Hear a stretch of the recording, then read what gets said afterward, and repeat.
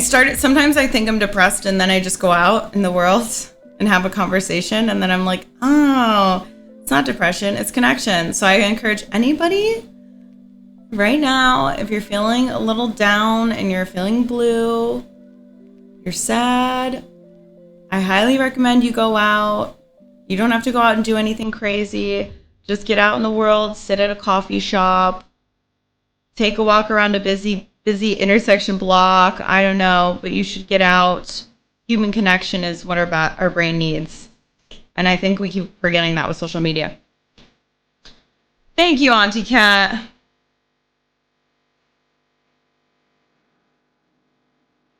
Why would you think you're lonely? Well, I think I'm lonely because I don't think a lot of people have gotten to know really me that were in my industry. So they got to know that identity for those 10 years. But then after my injury, I became like a huge shut-in. So like I struggle now with going out. You wouldn't think that, but I actually have a really hard time going out. Sometimes I'll go out and then I'll actually cry or have a panic attack. And then I don't go out. But one thing I do always do, even if I can't get myself to go out with people or go out to do the thing I wanted to do, I will, on those moments, I will always either go outside in my backyard or take the dogs for a walk. So I don't sit there in my own thoughts. But I think it's normal after any injury to just kind of be like that. From what I've been told, I think it's normal. And then also I think the pandemic probably affected all of us, right?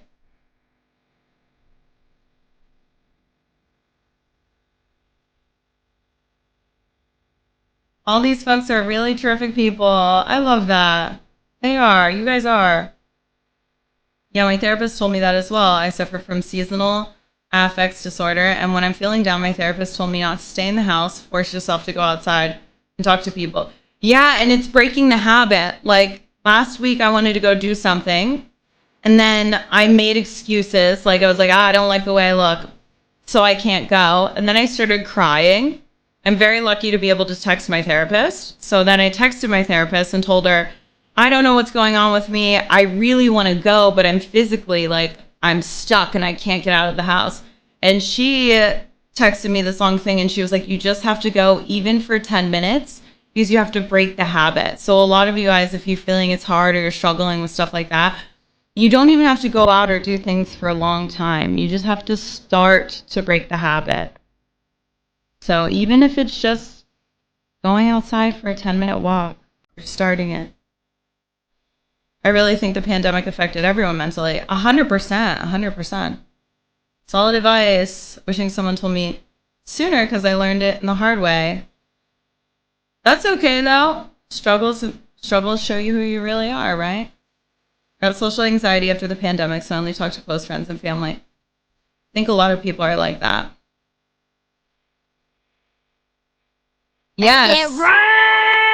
Yes, just leaving the house to run a few errands can help. Yes. So I actually don't order stuff off Amazon anymore that I can get in my house. I tend to keep my trash down pretty low anyway, but there was a time where I was ordering a lot of my like everyday items on Amazon, and I started to realize like, working from home and stuff, just by eliminating having to go out to do those simple things, we're also aiding in my ability to turn inward.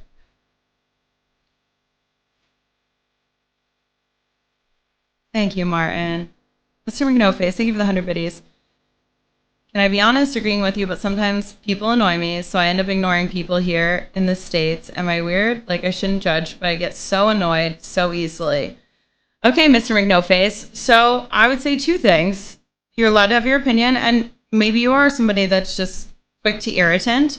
But I would also say if people annoy you so quickly and often, I would look at yourself. I would say, what are they doing that's annoying me? And put a question in your head. Why is this annoying me right now? For instance, say somebody's just talking loudly on their phone, but you're out in a public space and you're like annoyed about it.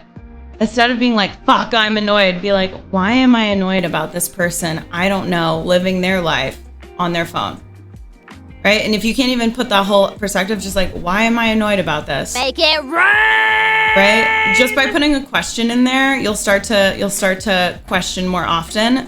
When you question things, that's when you make room for change to grow.